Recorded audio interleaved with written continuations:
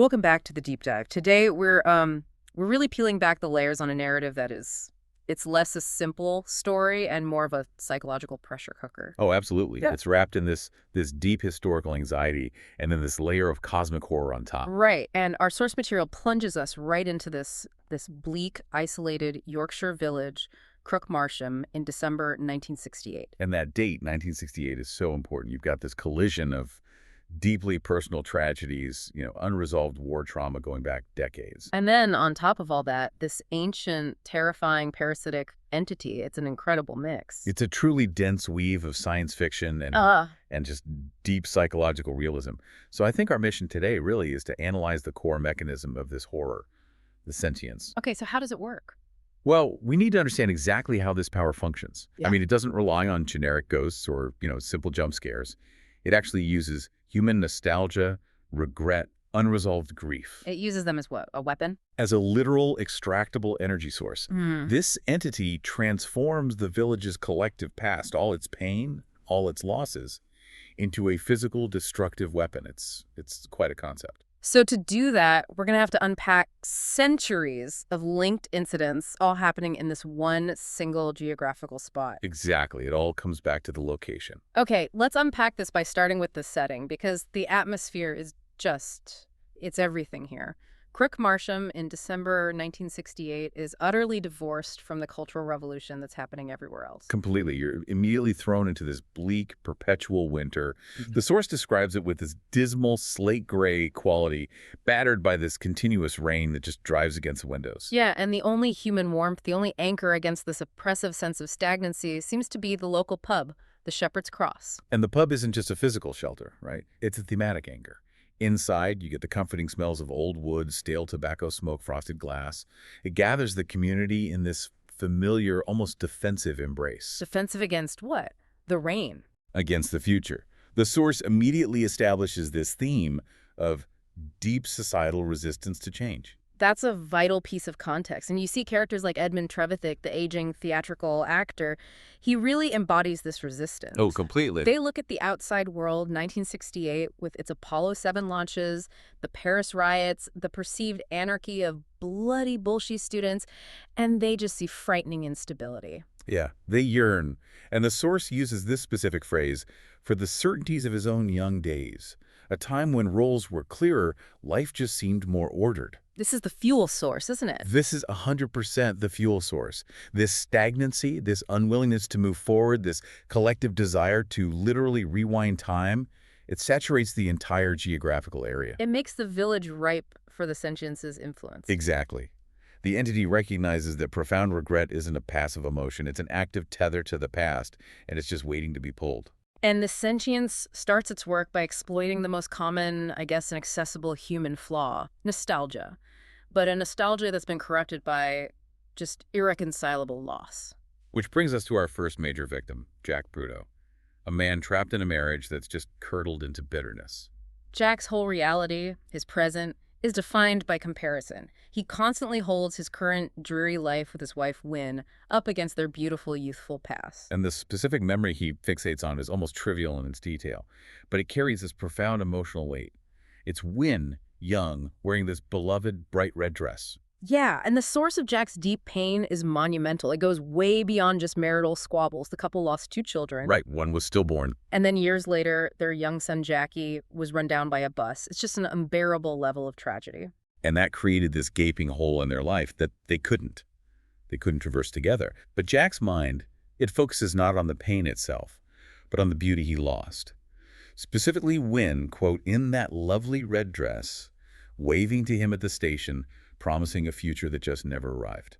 This is where the sentience shows its surgical Precision, exactly. It's custom tailored. The attack is exactly targeted to that obsession. So Jack sees the ghost, but it's not some scary specter. It's young Wynne in her red dress, and she's running, almost skipping across the moor, bathed in this strange, otherworldly light, beckoning him toward the castle ruins. And crucially, he accepts the illusion instantly.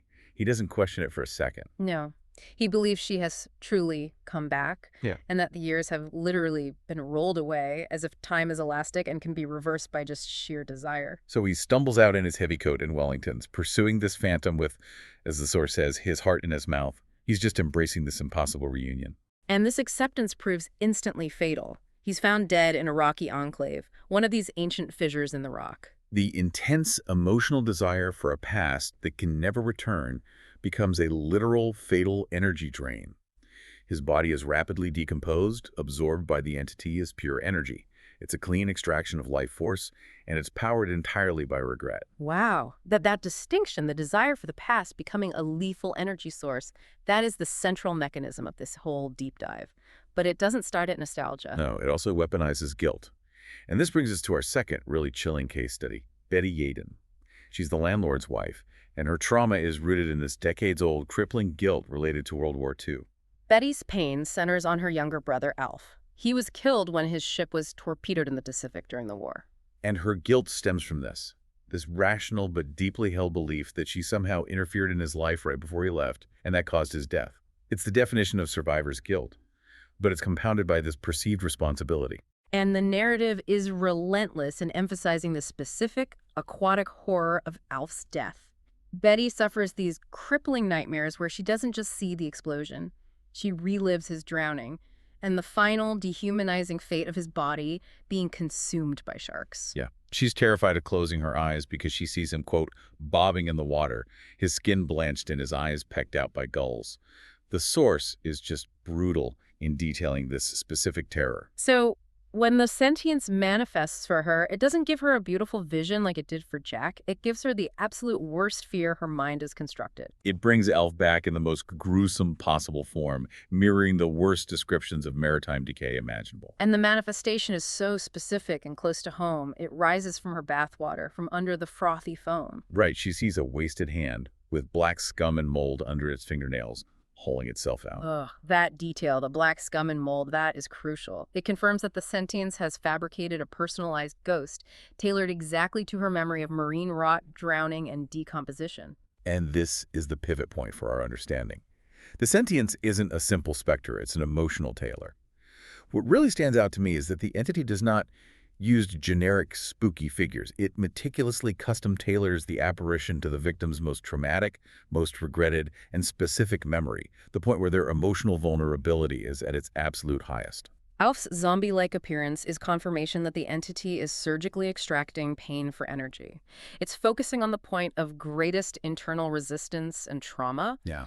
We've seen how personalized this attack is on an individual, visceral level. Yeah. Now we have to ask the broader question. Why Crook-Marsham? Why this place specifically? Let's zoom out to section 2 and try to define this geocosmic anomaly that allows this parasitic feeding to happen. It all hinges on the unique geography of this small patch of moorland. The modern world, in the shape of the 1968 radio telescope tracking station, literally built its technology on top of ancient, chronic instability. So the station is situated on a desolate moor, right above the site of an ancient, abandoned Paleolithic quarry, and crucially, the ruins of Marsham Castle. Exactly. This geography is a layered cake of history, violence, and tragedy. And the doctor's research into the local history proves this site has been a nexus of strange happenings for millennia. Marsham Castle, built in 1156, was rapidly abandoned. And the reason? Chronic instability. People spoke of the dead rising at night and all manner of things. The founder, Sir Brian de Phillis, supposedly went mad within a year of completing it. This suggests the sentience was active, or at least localized, even way back then. So this wasn't a one-off haunting, it's chronic geological and spiritual instability. Yes, and the location's volatility peaks again during a Civil War skirmish in 1644, near the larger Battle of Marston Moor. Yeah. Royalist soldiers hiding in the ruined castle saw these terrifying phantoms, specifically Cromwell himself, in the gardens, right before a massive tumultuous explosion and fire destroyed what was left of the castle. And the source material links that explosion to the sentience briefly leaving Earth. It seems so. Perhaps it had drained enough energy to temporarily escape its geological bonds.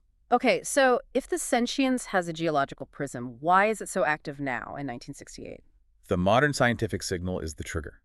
The scientists at the station, Cooper, Hawthorne, Vijay, and Hawley, they're grappling with these massive non-terrestrial energy emissions flooding their systems. Right, and they initially mistake this for signals from Bellatrix, a distant star that's undergoing a nova explosion. And that mistake is key because it frames the entire cosmic scale of this entity.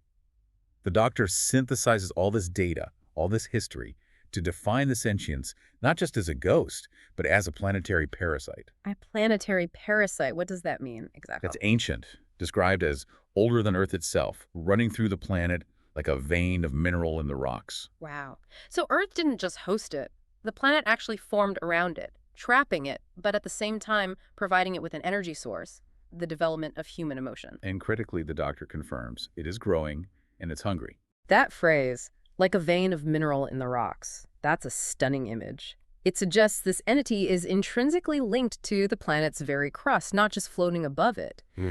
So if it's trapped geologically, how does it feed? And what does it need the energy from Bellatrix for? It needs that external cosmic energy to move or to escape, but it can't feed on cosmic energy directly. This is the fatal flaw in its system. It requires human memory, regret, and desire as the catalyst, the lure, and the energy infusion necessary to bridge the gap between its core self and the outside world. And the physical consequences are, they're horrifyingly specific, beyond just death. The source notes that its manifestations cause this rapid, accelerated physical decay in the victims. Yeah, we saw it hinted at with Jack Pruto, but the text specifies that bodies crumble to greasy dust or shatter into brittle shards. It's as if the life force is being sucked out so violently that the body's entire structure just collapses.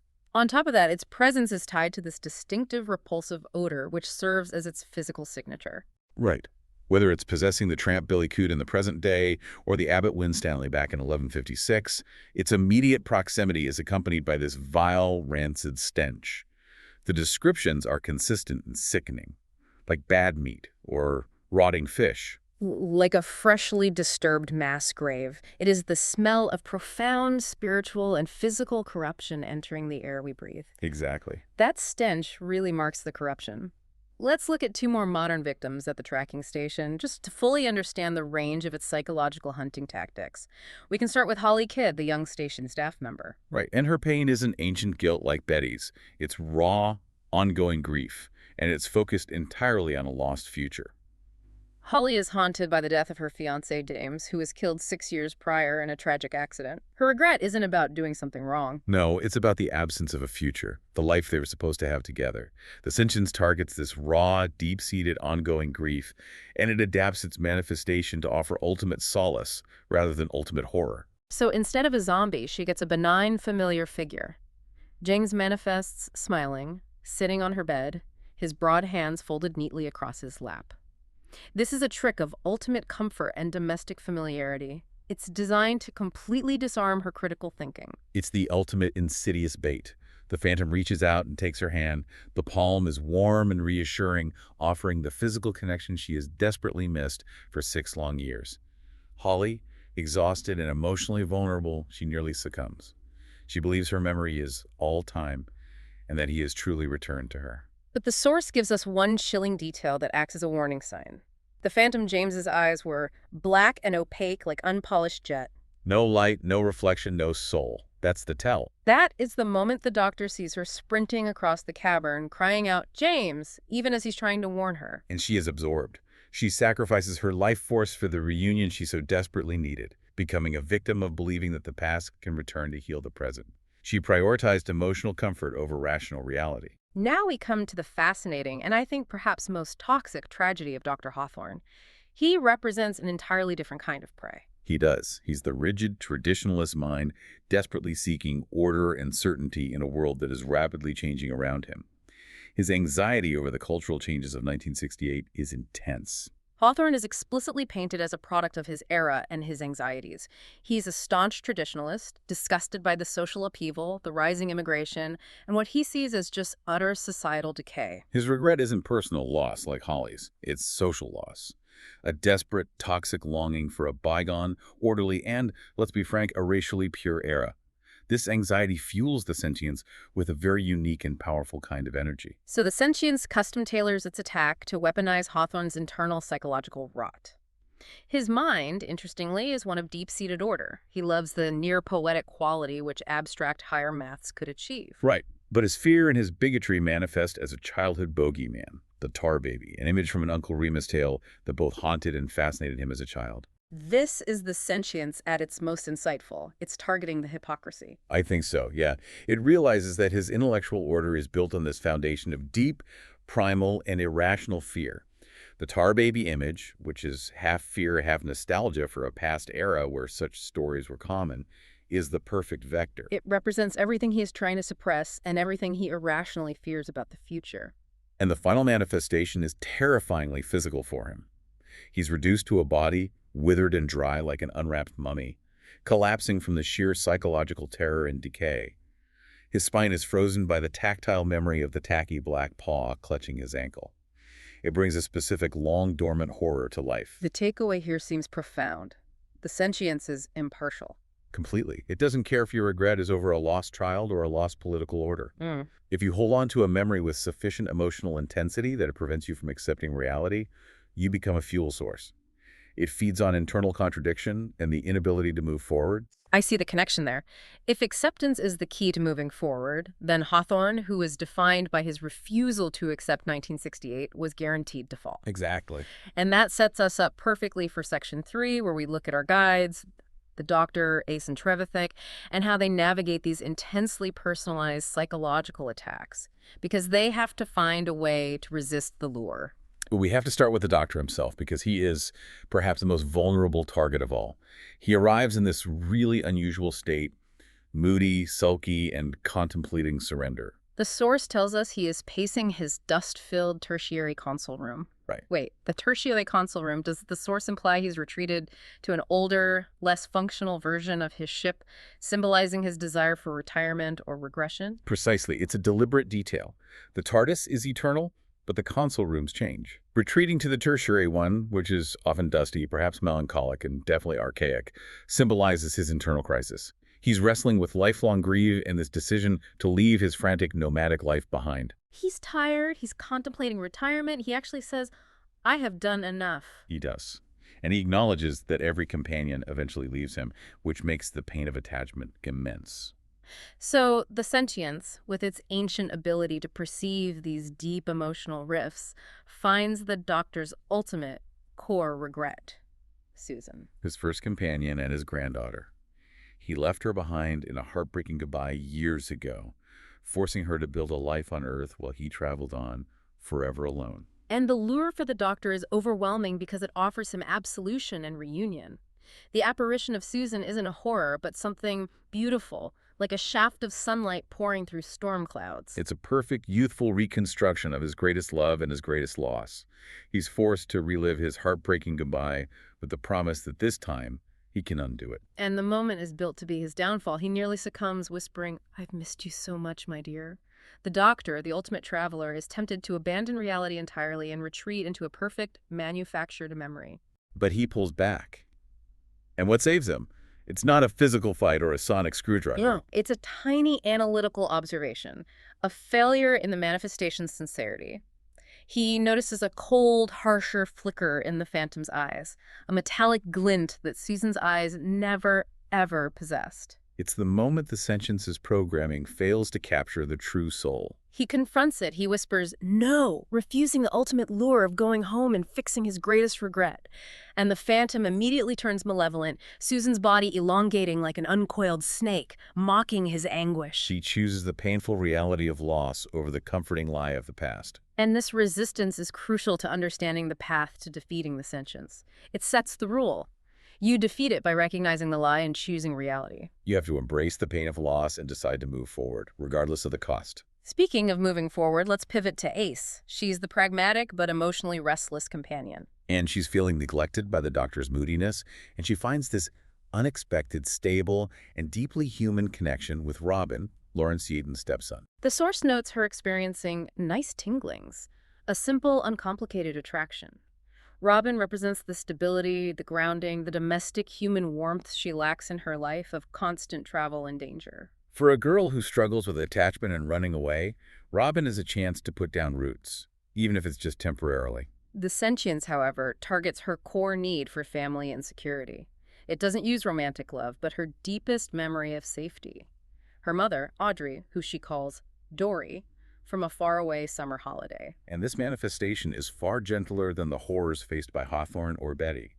It offers ultimate comfort, calling her Dory, evoking the feeling of gritty sand between her toes, the sweetness of warm lemonade. That sense of uncomplicated, accepted belonging she often felt deprived of in her adolescent life. Exactly. So why does she succeed where Jack and Holly failed? The lure is just as potent. It's because Ace leverages the Doctor's teachings and her own inner resilience to actively resist the sentience, even though the vision is beautiful. Her victory is purely thematic. She recognizes the perfection is a lie. Yes. She realizes this is a trap, and she declares, "You're not my mother, you're not real, and I'm not afraid of you. I deny your reality. You have no claim on me." That intellectual and emotional active denial, the refusal to grant the manifestation reality or power, is the first successful resistance against the sentience that we witness in the source material. That denial, that refusal to believe, becomes the philosophical and practical key to their survival. It proves that the entity is parasitic on belief. If you refuse to feed it your emotional energy, it starves. Absolutely. The Doctor resists through intellect, and Ace resists through defiant emotional will. And this brings us to perhaps the most tragic and dramatic character transformation. Edmund Trevithick, the aging actor best known as Professor Nightshade. Trevithick starts out highly skeptical, irritable, and just worried about his future, facing the slow indignity of aging in a residential home. But the sentience targets him directly, not with a buried trauma, but with his external persona, his greatest role. It smashes his window and it hisses his character's name, Nightshade. And that realization that the horror is real and it has acknowledged his greatest, most heroic persona triggers his transformation. He immediately transforms into the action hero. He retrieves his old Army service revolver, which the source notes he kept in beautiful condition, and he puts on his steel-toed boots. He embraces the fictional identity he loved, declaring that creature wouldn't catch him napping again. This is more than just dressing up. It's an act of deliberate self-definition. Trevithick had spent his last years grieving the loss of his fame and relevance. And now, faced with a genuine evil, he chooses to define himself not as the aging man in the residential home, but as the hero he once played. His heroic arc culminates in a truly Shakespearean sacrifice.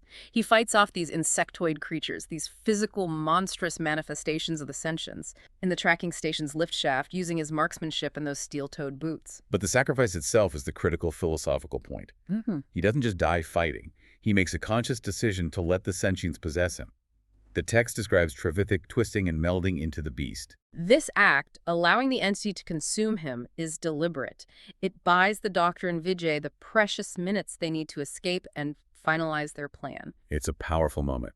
The old actor gets his heroic curtain call a definitive, action-packed end, rather than the slow, quiet decay he was destined for in the Dalesview residential home. He dies defining himself, an ultimate act of agency against a monster that feeds on loss of control. It connects back perfectly to Ace's denial. She denies the sentience a claim on her. Trevithick grants it a claim, but controls the terms of the transaction, ensuring his sacrifice serves a purpose, its agency achieved through ultimate surrender. Okay, moving into Section 4, we look at the final strategy and resolution. The sentience, having harvested the energy from Trevithick and the others, is now exponentially stronger. Right, and it concentrates its final, desperate power on the village church where the remaining residents are hiding, organized by the unflappable sedate Locock. At this stage, the entity shifts from personalized pain to collective trauma. It does. It targets national and historical regret, specifically focusing on the lingering communal trauma of World War I, a trauma shared by many of the older villagers. It targets Andrew Medcalf, one of Crookmarsham's oldest residents and a WWI veteran, by manifesting the specific ghosts of his dead comrades Cyril Cockayne, John Clemenson, and Billy Atkinson. The source uses the specific names to ground the horror in his reality. Medcalf is confronted not just by specters, but by the physical embodiments of his past failures. His comrades are pressing their features against the cold panes and grinning, and then there's this terrifying image of a gas-masked figure showing his own face reflected in the mask's blank glass. It's the sheer suffocating horror of the trenches, the guilt of survival, come back to claim him in the village. But the villagers fight back, using a profoundly symbolic, almost folkloric defense. Locock, the sergeant, organizes the remaining residents to use these tattered military colors flag lances taken from the church to physically spear the ghosts. That's a powerful narrative choice. They're using symbols of communal defined sacrifice to fight manifestations of individual, unresolved guilt. Exactly. The tattered military colors represent shared identity and accepted loss, and they temporarily disperse the highly personalized phantoms. This suggests that communal action and a collective defense can repel a threat that relies entirely on exploiting individual internal vulnerability. They reject the isolation that fueled the sentience. Yes. The Doctor, meanwhile, having resisted his own regrets, is focused on the technical solution. He realizes the sentience is attempting to use the colossal energy from the Bellatrix Nova to finally escape Earth, pulling its entire colossal self out of the geological prison where the planet had formed around it. So the final strategy is technical and chronological. Use the TARDIS to physically trap it. And to do that, he needs to catch the sentience when it was geographically localized and weaker before it fully harnesses that Bellatrix energy flow. Right. And to achieve this, the Doctor realizes he has to follow the entity's signature through time. And what exactly is that signature? That's where the technical dive comes in. It's what the source calls the fossil radiation trail. Because the sentience is ancient and embedded in the lithosphere, its movements, even millennia ago, left behind this specific lingering energetic residue, a cosmic footprint, if you will. So to catch the trajectory of its escape, the Doctor takes Ace back to 1644 at Marsham Castle, just before the Civil War explosion that destroyed it. Exactly. This is the moment the entity was new to the surface world, and at its weakest, following the first available fossil radiation trail. So 1644 is just the best historical moment to intercept its ancient escape route. It's not the source of the sentience itself. They track this fossil trail, which leads them far outside of normal space and time. Yes, they pilot the TARDIS directly toward the Bellatrix double star system. This star has just undergone a massive nova. The source explains that the companion star is bleeding material onto the white dwarf, causing this immense energy release, which then collapses the entire system into a black hole. The genius of the Doctor's trap is that it uses the sentience's own hunger against it. Of course, the colossal sentience, lured by the immense, irresistible energy output of the collapsing star, follows the TARDIS, desperate for that energy. But once it gets there, it's too late. It is immediately trapped by the overwhelming, inescapable gravitational forces of the nascent black hole. For the first time in its ancient existence, the sentience experiences something beyond human emotion. Panic, then oblivion. It cannot escape the gravity, and it is consumed, ending its parasitic feeding cycle on Earth forever. The physical manifestation of regret is eliminated by the ultimate indifferent force of cosmic reality. A fitting end. And this brings us to the profound and, frankly, wrenching emotional cost of the victory. Having just faced his deepest regret, Susan, and chosen to move forward, the Doctor must now uphold that choice by distancing himself from Ace. But he does it in the cruelest, most calculated manner, creating a new, immediate regret in the process. The decision he makes is agonizing and final. He has learned that attachment is his greatest vulnerability, and he prioritizes his greater nomadic mission, or perhaps his fear of repeating the Susan scenario, over his promise to Ace. He promises her a quick return to Crook Marsham, where Robin is waiting for her. But the TARDIS doesn't return to the Dales. Instead, he drops her off on a distant, foreign beach, the ultimate symbol of abandonment and isolation. The source describes the setting in beautiful, heartbreaking detail. Glistening sand, purple sky, 3 moons hanging over a silent, unknown ocean. He just disappears, leaves her completely alone. Yeah. The raw emotional trauma is immediate. Ace runs back into the TARDIS, desperately and hopelessly lost, crying out in raw agony, "Doctor, you promised.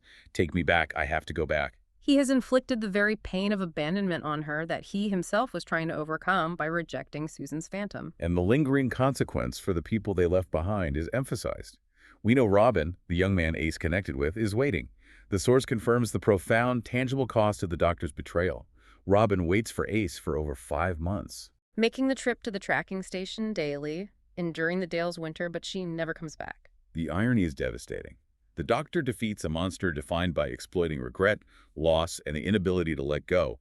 Yet, in his final act of calculated emotional distance, he creates a new, profound, and lingering regret in the lives of both Ace and Robin. He chose the pain of loneliness for himself and inflicted the pain of abandonment on Ace. So let's synthesize this experience. The very structure of the narrative itself mirrors the sentience. It is all about the pervasive, corrosive power of memory, both personal and geological. Absolutely. The greatest insights we extracted weren't scientific. though the cosmic mechanisms were fascinating. They were deeply personal. Yeah, we learned about the grinding trauma of war, the corrosive nature of guilt, and the fact that a refusal to acknowledge change or loss, whether it's personal tragedy like Jack's marriage, historical dogma like Hawthorne's political anxieties, or social identity like Trevithick's past fame, is a literal vulnerability that can be exploited by ancient evils. And that the only consistently successful defense wasn't violence or intellect, but a defiant act of denial. Ace's decision to declare, "I deny your reality. You have no claim on me." We see that the Doctor finally defeats a monster defined by the pain of the past, proving that life must be lived forward, not backward. Yet, in his final departure, he forces Ace to carry the burden of his latest failure of commitment, repeating the cycle of pain he was trying to break. He could not reconcile his fear of loss with his need for companionship. And that raises an important question for you, the listener, as you carry this knowledge forward. We learn that memory, nostalgia, and regret can attract an ancient terror and become a lethal energy source.